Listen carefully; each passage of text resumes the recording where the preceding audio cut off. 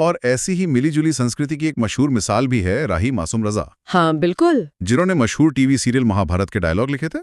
उनका ताल्लुक भी इसी समुदाय से था।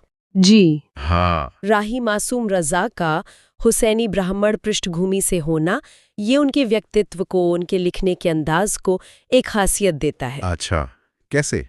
कहा जाता है कि उनकी रचनाओं में, चाहे वो उपन्यास हों या फिल्मों के संवाद, उनमें अक्सर वो गंगा जमुनी तहजीब, वो मिलीजुली संस्कृति की झलक मिलती है जिसमें वो पले बड़े। तो ये सिर्फ एक रोचक तथ्य नहीं है, ये दिखाता है कि कैसे ये सांस्कृतिक मेलजोल रचनात्मकता को भी सींच सकता है। तो इस पूरी बातचीत का अगर हम सार निकालें, हमने देखा कि हुसैनी ब्राह्मण एक ऐतिहासिक और सांस्कृतिक रूप से बहुत ही अनूठा समुदाय है। जी, वो हिंदू रिवाज मानते हुए भी इमाम हुसैन के लिए गहरी श्रद्धा रखते हैं। कहानी करबला से जुड़ी है और ज्यादातर उत्तर भारत में मिलते हैं। हाँ, संक्षेप में कहें तो वो हिंदू और इस्लामी परंपराओं के संगम का प्रतीक है। अपने पुरखों की विरासत को संभाले हुए हैं और अनजाने में ही सही सद्भाव और सह अस्तित्व का एक बड़ा संदेश देते हैं।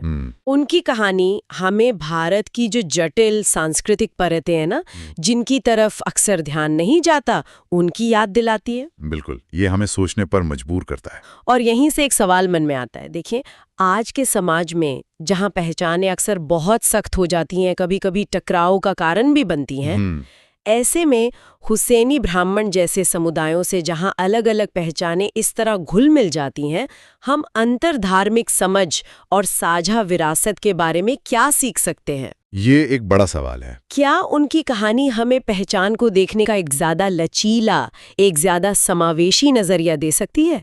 ये सोचने वाली बात है।